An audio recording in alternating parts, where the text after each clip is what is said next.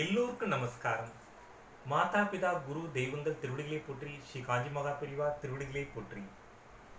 தன் நெஞ்சு அறிவது பொய்யற்க, பொய்த்த பின் தன் நெஞ்சே தன்னை சுடும். ஒருவன் தன் நெஞ்சம் அறிவதாகிய ஒன்றை குறித்து பொய் சொல்லக்கூடாது. அவ்வாறு பொய் சொன்னால் அதை குறித்து அவனுடைய நெஞ்சமே அவனை வருத்தி கொள்ளும். வள்ளுவர் பெருமானை அறநெறிகளை பின்பற்றி வாழ்க்கையில் நாம் முன்னேறுவோம். காஞ்சி மகா பெரிவா நமக்கெல்லாம் அருளிய தெய்வத்தின் குரல் அத்வைதம். சுவாமி நாமா இல்லை என்றால் ஜீவனும் பிரம்மமும் ஒன்றுதான் என்கிறார் ஸ்ரீ ஆதிசங்கர பகவத் பாதர்கள். அதாவது நாமேதான் சுவாமி என்கிறார். நான் தான் சுவாமி என்றுதான் இரண்யகசிபும் சொன்னான். அவனை சுவாமியே நரசிம்மமாக வந்து சம்ஹாரம் செய்யும்படி ஆயிற்று.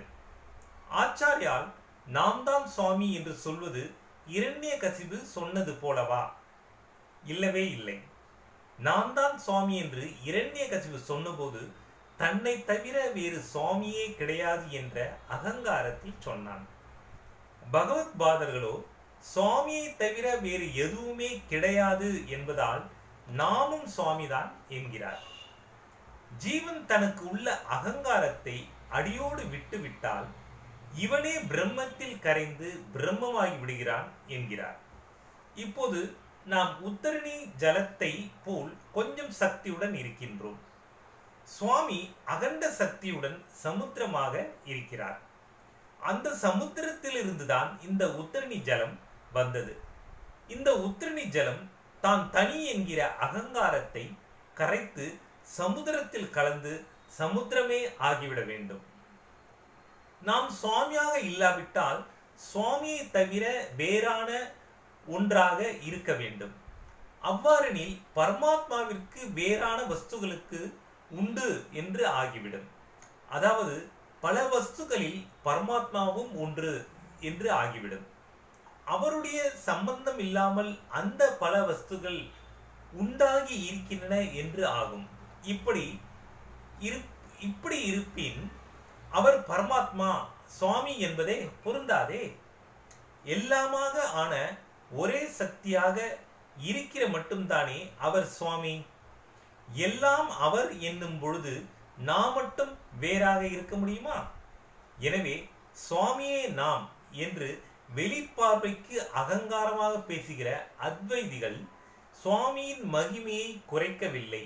மாறாக ஜீவன் சுவாமி அல்ல, இவன் அல்பன், அவர் மகா பெரிய வஸ்து, இவன் வேறு அவர் வேறு என்று அடக்கமாக சொல்கிறவர்கள்தான் தாங்கள் அறியாமலேயே அவரை பல சாமான்களில் ஒன்றாக ஆக்கி அவருடைய மகிமையை குறைத்து விடுகிறார்கள். அவரே சகலமும் என்றால் நாமும் அவராகத்தான் இருந்தாக வேண்டும்.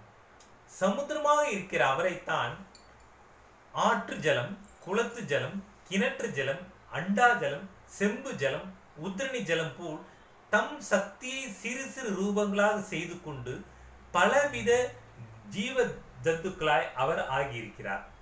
இதில் மனிதனாகும் போது பாவ புண்ணியத்தை அனுபவிக்கவும் பாவ புண்ணியம் கடந்த நிலையில் தாமே ஆகிவிடவும் வழி செய்திருக்கிறார். மனிதனாகும் போது மனசு என்ற ஒன்றை கொடுத்து அதை பாவ புண்ணியங்களில் ஈடுபடுத்தி பலனை அனுபவிக்க செய்கிறார். மனசு ஆடிக்கொண்டே இருக்கிற நிலையில் உள்ள நாம் எடுத்த எடுப்பில் பாவ புண்ணியம் அற்ற நிலையை அடைந்து அவரே நாம் என்று உணர முடியாது.